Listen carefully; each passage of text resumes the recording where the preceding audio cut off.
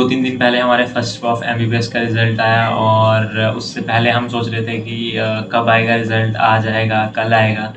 क्योंकि हमारे जितने भी सीनियर्स हैं उन सब का रिज़ल्ट मतलब सेकंड प्रॉफ, प्री फाइनल और फाइनल वालों का उन सब का रिज़ल्ट आ गया था।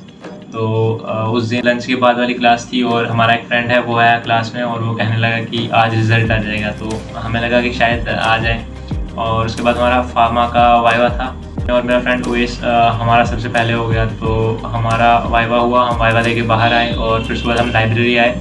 जैसे ही हम लाइब्रेरी में पहुँचे तो हमारा एक बैचमेट है, उसने ऑफिशियल जो हमारा ग्रुप है उसने फर्स्ट ऑफ एमबीबीएस का रिज़ल्ट भेजा। तो मैंने जल्दी डाउनलोडिंग पे लगाया और जब तक वो डाउनलोड हो रहा था मेरी हार्ट बीट बढ़ती गई और फिर जैसे ही डाउनलोड हो गया तो मैंने सबसे पहले अपना नाम सर्च किया और देखा वहाँ पर रोल नंबर था अपना, रोल नंबर 96 और मैंने देखा कि पास फेल तो मतलब पास देखा मैंने तो मुझे थोड़ी राहत मिली क्योंकि बायोकेमिस्ट्री और फिजिक्स एग्ज़ाम मेरे अच्छे हुए थे लेकिन एनाटॉमी का मेरा एग्ज़ाम उतना अच्छा नहीं हुआ था तो उसकी वजह से मुझे थोड़ा उसका डर था।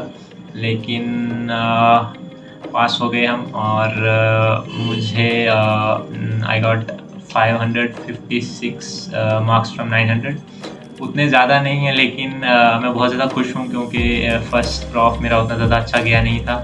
So in spite of all those circumstances उस हिसाब से मेरे लिए काफ़ी ज़्यादा अच्छा था। तो सबसे पहले मैंने अपना रिज़ल्ट देखा और मुझे थोड़ी राहत की सांस आई। फिर उसके बाद हम दूसरा मैंने अपने फ्रेंड का देखा तो वो भी पास था और फिर मैंने 1-2 लोगों का और देखा और फिर उसके बाद मैंने एक बार बैठ के सारा रिज़ल्ट देखा। तो वहाँ पर एक सर थे हमारे सीनियर और उन्होंने कहा कि आपका रिज़ल्ट आ गया। तो हमने कहा कि हाँ आ गया। तो फिर हमने उनको भी बताया और फिर उसके बाद मतलब रिज़ल्ट वगैरह देख के हम फिर से पढ़ने स्टार्ट हो गए। तो फिर वही जो सर थे उन्होंने कहा कि भाई क्या कर रहे हो यहाँ बैठ के, बाहर जाओ थोड़ा चिल वगैरह करो।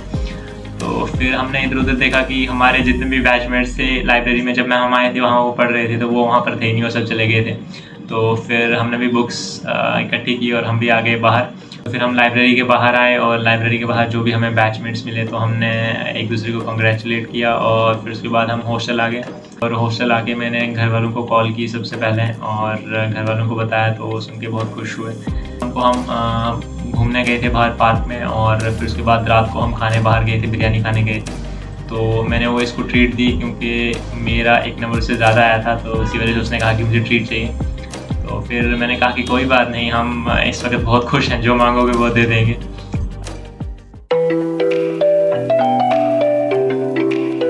तो अभी हम वापस जा रहे थे और यहाँ पर हमें ये झूले मिल गए हैं, बहुत मज़ा आया है यहाँ। लेकिन बाहर से एक बंदा है वो उससे बता रहा है शायद पार्क बंद करने का टाइम हो गया। 2-4 झूठे तो ले ही सकते हैं एक्स्ट्रा।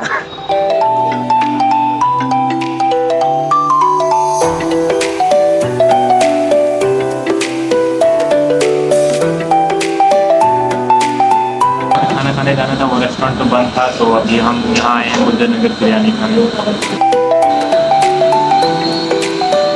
फर्स्ट ईयर पर्सनली मुझे लगता है कि मेरे लिए काफ़ी टफ था क्योंकि आप नए आए होते हैं मेडिकल कॉलेज में तो आपको उतनी ज़्यादा गाइडेंस नहीं होती है, आपको पता नहीं होता है क्या करना है। दूसरी वजह ये है कि रैगिंग वगैरह स्टार्टिंग में आप नए आते हैं कॉलेज में तो रैगिंग वगैरह का बहुत डर रहता है।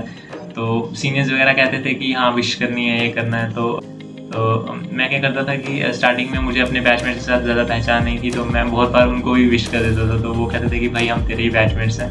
तीसरी बात ये थी कि हॉस्टल की बहुत सारी प्रॉब्लम्स होती हैं। जैसे हमारा बैच मार्च में स्टार्ट हुआ था और नवंबर में मुझे हॉस्टल मिला था। तो मैं अपने कज़िन के घर से आता था तो 1 घंटा आने में 1 घंटा जाने में और फिर मतलब ट्रांसपोर्ट की वजह से वो इंसान बहुत थक जाता था तो उतना अच्छे से पढ़ भी नहीं पाता था। तो एक वजह ये है कि मेरी कुछ आदतें हैं जो उतनी अच्छी अभी भी नहीं है। मैं कोशिश कर रहा हूँ इम्प्रूव करने की और उनकी वजह से कुछ हद तक मेरी स्टडीज़ इफ़ेक्ट हुई हैं। और एक और बात वो ये है कि फर्स्ट ईयर में जो मेरे साथ हुई वो था कि 3-4 महीने में डिप्रेशन में रहा और माइग्रेन भी थी तो उसकी वजह से भी बहुत ज़्यादा प्रॉब्लम हुई। Spite of all the circumstances that I was going through मैं इसको एज अ सक्सेस मानूंगा क्योंकि किसी ने कहा था कि passing medical college exams is a big thing.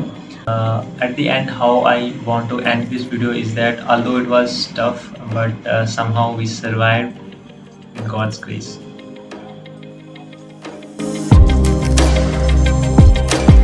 और बाहर हमें थोड़े जो भी बाहर जो भी हमारे बैचमेट्स वगैरह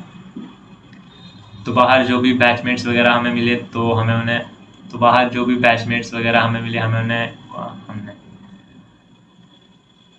उसके बाद जो भी बैचमेट्स वगैरह हमें मिले हम उन्हें कंग्रेचुलेट हमें दूसरे कंग्रेचुलेट करने लगे।